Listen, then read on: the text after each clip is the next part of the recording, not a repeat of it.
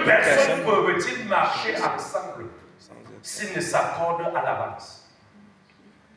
Lorsque tu as rencontré ton âme sœur, parlez de beaucoup de choses. Parlez du nombre d'enfants que vous voulez avoir. Faites des projets d'avenir ensemble. Si vous êtes tous deux, des personnes qui vous débrouillez, décidez même de créer un compte commun.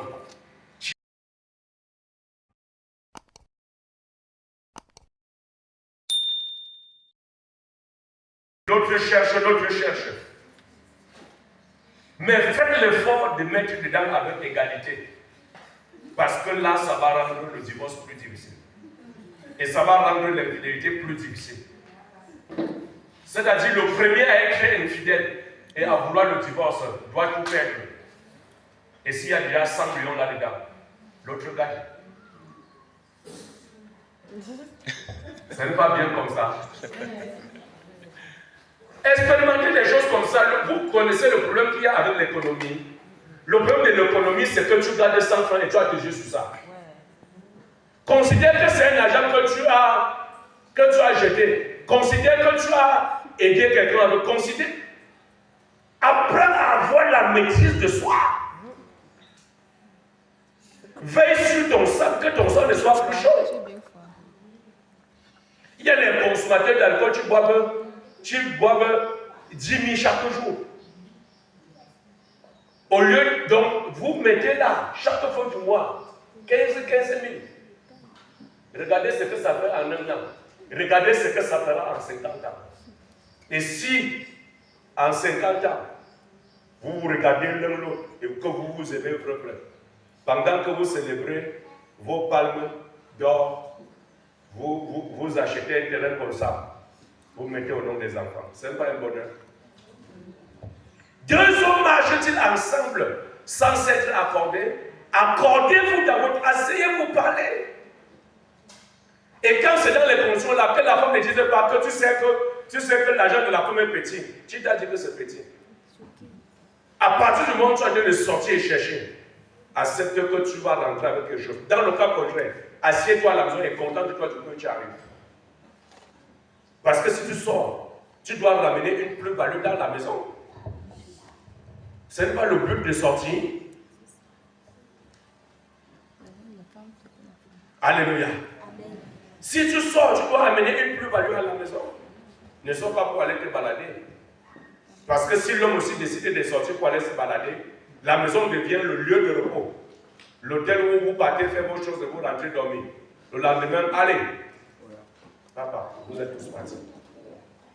Je vous donne comme ça des conseils afin que vous puissiez arriver à comprendre que le mariage c'est pour la vie.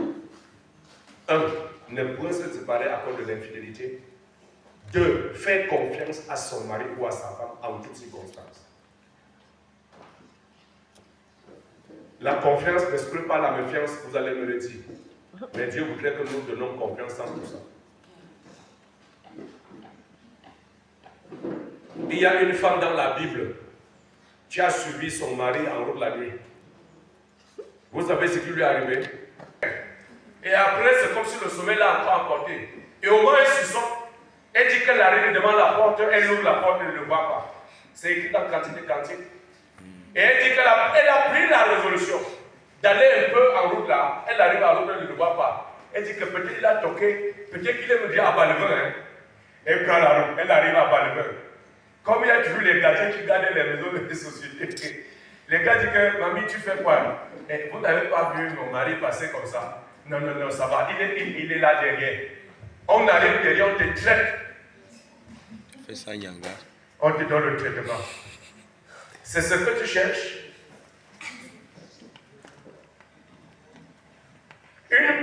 Voilà.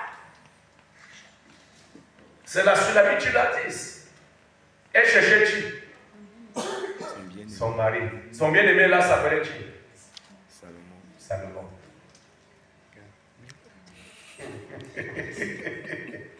Voilà les vérités bibliques. Si pour les grands hommes comme la Sulamite de Salomon, les choses comme ça se sont passées, combien de fois toi et moi? Tu pars où la nuit? Donc le jour que tu vas te lever pour dire que tu vas chercher ton mari avant, sache pas même que tu as pu chercher les gardes. Mets dans ta tête que non, c'est les gardes que tu vas chercher.